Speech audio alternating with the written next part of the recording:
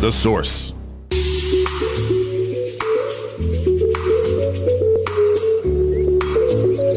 All right, 8 minutes after 9 o'clock. Thank you for tuning in. Looks like it wants to rain out there, Robin. The weatherman was right. Yeah. He knew it was going to want to rain out there, didn't he? Yeah, he did. Hey, in other words, the clouds will soon be pushing water out of them, right? That is the name of the book we're going to talk about. It's Pushing Water, getting really good reviews on Amazon. Margaret Mendel is the author. She's an historian, a researcher. She worked in the mental health field for more than 20 years. She happens to be a very talented photographer, from what I hear. Her work has appeared in online literary journals, e-magazines, book covers, websites. She's an avid blogger, and Pushing Water is an historical novel that tells of French colonial Vietnam as World War II commences. So it's one of those time travel historically accurate. Do I say it that way, Robin? Yeah. Novels. Margaret Mendel, it's an honor to have you on the show. Good morning, Margaret. Good morning. How are you doing? I'm good. Where are you calling from? I'm calling from New York City, and it has been raining for 2 days here. Why? What's going on? Oh, because the water's being pushed. You should be happy with that. It's kind of like promoting your book, right? We got a water thing going on today. Where are you in the city? I'm from there, too. Where are you? Oh, I'm on the west side, the Upper West Side. Oh, it's a nice area. Yeah. Yeah. Do you like that new Hudson Yards building they put up there? Is it an eyesore? I do. I'm very jealous. Everybody I know has gone, and I haven't gotten my ticket yet, because you can walk in, but you can't go up into the new structure there vessel? Unless you have a ticket. Yeah, I heard that, yeah. Well, and as a photographer, you'll be unhappy to know, and you probably already know this, that you will not own the rights to your photographs. Did you know that? Well, I know that most public city places like the Bronx Zoo, the New York Zoo, if you take a photo in there with anything displayed, it belongs to the area. It doesn't belong to the city. It doesn't belong to you. Oh, wow! You taught me something. I didn't know that. Well, that's interesting. And you have to get permission if you want to display it. Is that right? Oh. All right. I just want to make sure the sound is okay. Can you hear us okay? I hear you loud and clear. Okay, good, because you're coming through good as well. All right, so take us back. This is Vietnam, 1939. Tell us about the book. Who is Sarah? Sarah is an expat working for the French colonial government. She's working in the archives, and she moved there some maybe 5 or 6 years earlier. And one morning she arrives at work and she finds a Vietnamese co-worker murdered. And at that point, she's drawn into more of the Vietnamese revolutionary struggles that are going on regarding the French colonial rule. And really? Yeah. So why is she there? Is it based on a real person, or is it completely made up? The time is what interested me, and the character emerged after that. Okay. Basically, the character pretty much became a viewer. I wanted to know about why we had been in the Vietnam War. Yeah. By the way, the Vietnamese call it the American War, not the Vietnamese. Yeah, I bet they do. Yeah. So, well, actually, that's what I was wondering about it. I was wondering if this gives us a little bit of insight as to what ended up happening, 25 years later. Well, it does. What had been going on for many, many years, maybe 75 years prior to this, since the French had taken over the country of Vietnam, mostly it was the monks that had been instigating, trying to get their country back because they didn't want to be under the French rule. So there were, for many years prior to what we consider the French War and then the American War, there was a lot of struggling going on within the country, revolutionary activities trying to get the country So back. as you tell us a story, and you're weaving a story of a specific murder and a specific mystery or thriller, we in as a consequence of being entertained, we also learn a little bit about history. Right, and culture. It was the actual intrigue for me was finding out more and more about the country and its culture and around just various aspects of interesting pieces. So did your research of the culture indicate certain things that would happen as far as investigating a crime that might not happen in a country like America? Were the circumstances that different, as culturally speaking? Well, what really was going on was there were so many political issues occurring that one murder didn't have the same importance as what the rest of the country was dealing with. There was just a lot of revolutionary activity from the rebels, and then the Japanese were coming into, into the country. So Sarah can't, like in our country, today we would say to the police, we need some help finding the murderer. In her case, she had to pretty much do it herself. Right. She began to take it on herself because she wasn't getting any assistance, or she wasn't. The police were not, the officials. And actually, it was the French government who were the military police. They weren't doing anything to find the murderer. So how does I don't know if this is. I don't want to go anywhere that'll spoil the book for anybody. So if I ask something, we'll just tell me we can't answer that question. Okay. But tell me about the poetry and how that you wouldn't think poetry could have any kind of an effect on a country, but it seems to have had a problem, right?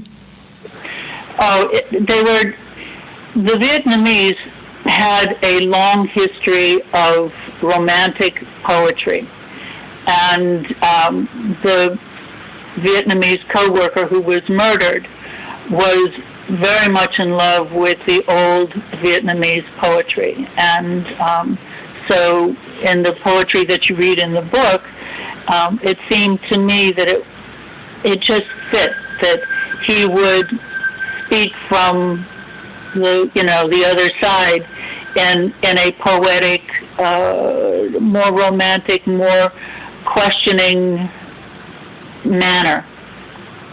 Oh, okay. When you from the other side, meaning the French side? Right. Okay. Right. Well, he basically becomes a character after he's been murdered, and it's this haunting, the memory of him that haunts Sarah, that keeps her deep in the struggle to find his killer. You have some really good reviews on Amazon. I'm noticing somebody even called it a masterpiece. That's a very nice comment or compliment, I should say. Is this a first time effort for you? No, this is actually it's my second novel, but I've published 3 novels so far, but this is, I guess you might say, this is my middle child. Can you help us understand the title? What is Pushing Water? What does that mean? Well, Pushing Water came from a quote in a book that I read when I was researching what brought the wars about, what brought all of the trouble about. And it seemed to be a quote that it just begged being the title to the book. Uh-huh. Would you like me to read it to you? Yes, absolutely. Yes. Okay. In the river current, it's not the water in front that pulls the river along, but the water in the rear that acts as the driving force, pushing the water in front forward. Oh, wow. And yeah, for me, it was sort of a chilling concept of seeing time. I mean, I equated the water with time and how the past moves us into the future, but somehow and they always say, like, if you don't do it right the first time, history has a tendency to repeat itself. Yeah. But it is, it's the past that pushes us forward into the time that we are now. That's pretty profound. Wow. I love that. When you were creating the characters for your book, you have a lot of different scenarios that are intertwined with each other, which I found very fascinating with Sarah. Uh-huh. Yeah. In fact, at various times, it got pretty complicated for dealing with what was going on, what I imagined was going on, and then what I found in my research, what really was going on, what was happening. There were a few characters that popped up unknowingly. One day I'm clicking away and this character raises their hand and says, "Let me in." And it's like with the landlady, Sarah's landlady. She just came in gangbusters and said, "I'm in this book, lady. Don't even think you're not going to put me in here." Oh, I love that. And then you got Albie in there. And then there's Albie. Yes, Albie,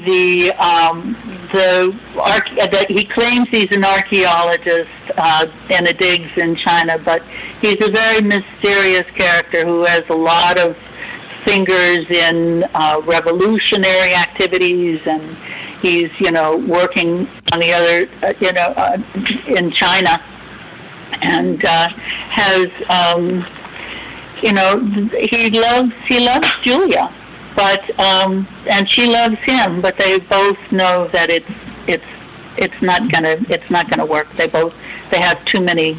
Their lives are too disparaging. They just won't work. And then he shows up, complicates Sarah's life, and then as she expected, he just left one day and didn't say goodbye, and he just never showed up again. Wow. In this novel. Did you have to do something to get into the frame of mind necessary for the book? Did you have to? I don't even know how I'm asking this. I'm trying to imagine, like, if you're sitting down at your computer ready to type, do you have to sort of zone out or watch or listen to Vietnamese music or something, or have a bowl of rice or something? Well, actually, I have some Vietnamese music on my computer that from time to time I would listen to get an atmosphere, because you develop an atmosphere, you develop a house to live in while you're writing this. And yes, I would quiet myself. I would. Go ahead. I'm sorry. I would have to get away from the everyday life that I have to live, because I'm not in the I don't live in a novel. I live in a real world with a lot of expectations. Yeah. Because of your history with in the mental health field, you seem to have more insight to your character development than other authors. Yeah, well, yes, but I've always been a people watcher, and I've always been interested in archaeology and anthropology, and I love traveling. I've been to Vietnam, and I had just soaked up what I could while I was there. But yes, I think that my training, basically my degree was in marriage, family, child counseling. So much of my training has been around untangling confrontations. And so I think that helped with some of the tangling and untangling that I had to do with the novel. There's a profound sadness in what I'm about to share with you, and I wonder if maybe you could comment on this. It may not be directly associated with the book, but we do a veteran show here on Thursdays, and one time the host of the show, he had a whole group of Vietnam vets in the studio, right. And he asked them all to share a memory of their time in Vietnam, and not one of them mentioned the war. And P.S. they were all wounded, so they all actually had some kind of shrapnel or an actual hit with a bullet, or or some kind of a infirmity. Is that the word I'm looking for, Rob? Some kind of an injury. So, but none of them mentioned the war. One guy remember saying, "Oh, they had the most beautiful sunrises, right? The most beautiful sunrises." One guy said the people there were so nice, even though we were the enemy, but the townspeople were so nice. And I remember thinking, wow, how is it possible that we have a war with people when everybody's having good experiences with the people who live there? It's the governments that get in the way, it seems like. Do you have any thoughts on that? Well, I think I have a couple of thoughts. One of them is it's best in long term to really think about the better things. And if they're in a group, they're probably in the process of some major healing, because war is brutal. But I also think that the country itself is absolutely amazing.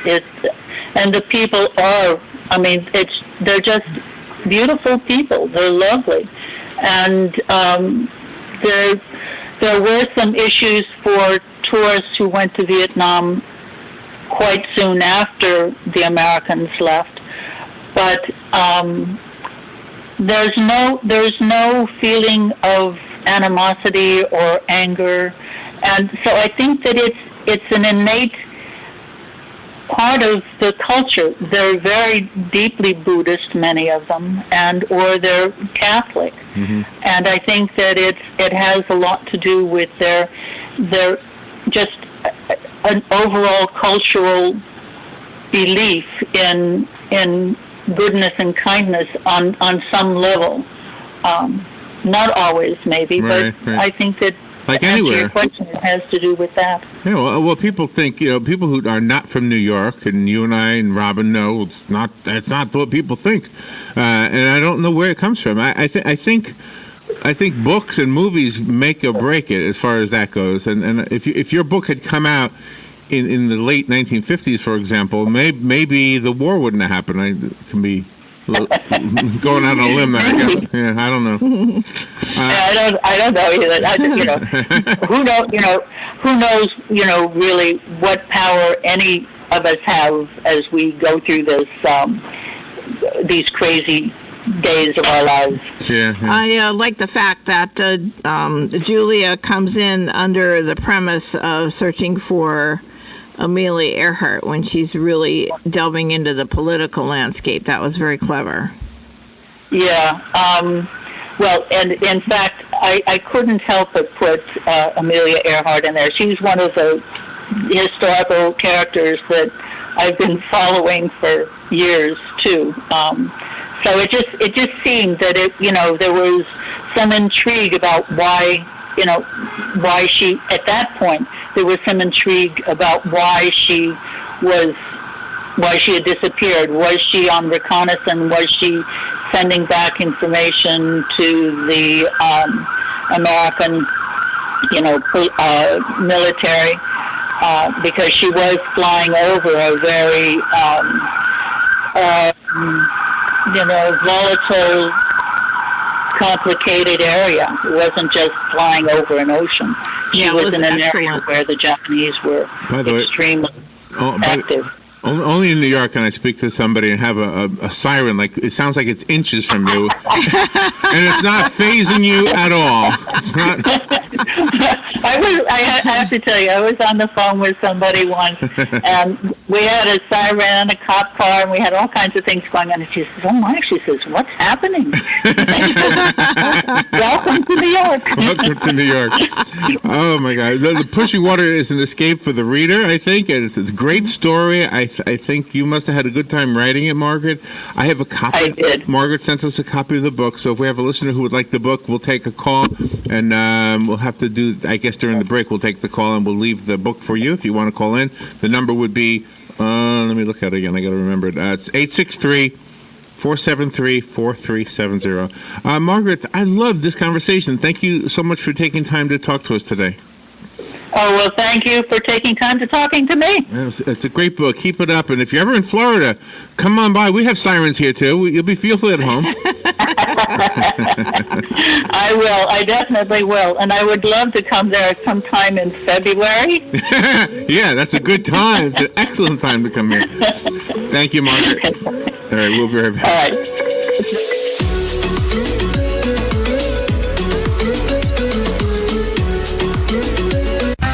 The 28th Annual Orlando International Fringe Festival is Orlando's most unique cultural experience, May 14th through May 27th in Orlando's Lock Haven Park. Orlando Fringe is a non-profit organization that gives 100% of ticket sales back to the artists. Over 130 different shows offering G to OMG. The Fringe Festival has a free outdoor music stage, visual fringe, as well as kids fringe. The entire family won't want to miss. For more information, visit orlandofringe.org.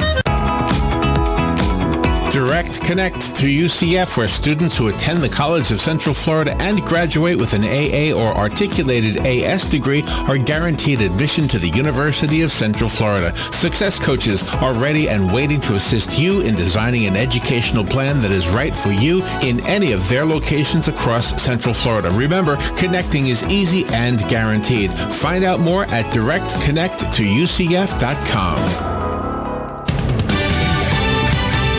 Fox News, I'm Chris Foster. The Chinese government announces new tariffs on $60 billion worth of American imports starting next month. It's retaliation for new tariffs on Chinese products brought here. After the latest round of trade discussions ended last week without an agreement, the United States increased tariffs Friday on $200 billion of Chinese imports. The administration says it's beginning the process of even more tariff increases, targeted at $300 billion in additional Chinese imports, covering about every remaining product China sends to the United States. Fox's Rich Edson. A rape case against WikiLeaks founder Julian Assange is reopened in Sweden. The case had been closed after Assange took refuge in Ecuador's London embassy, but prosecutors now saying they will seek his extradition once he completes a prison term in Britain for skipping bail. He's also wanted in the US after his website published American military secrets. Fox's Simon Owen. This is Fox News. Napa know-how. You don't have to know fancy terms like ceramic, metallic, and calipers to know that this sound isn't a good thing. And now at most Napa Auto Parts stores and Napa Auto Care centers, you'll get a $75 prepaid Visa card when you spend $250 on brakes. Do it yourself or have it done for you and save $75. That's Napa know-how. Napa know-how. At participating Napa Auto Parts stores and Napa Auto Care centers. Exclusions apply. Offer ends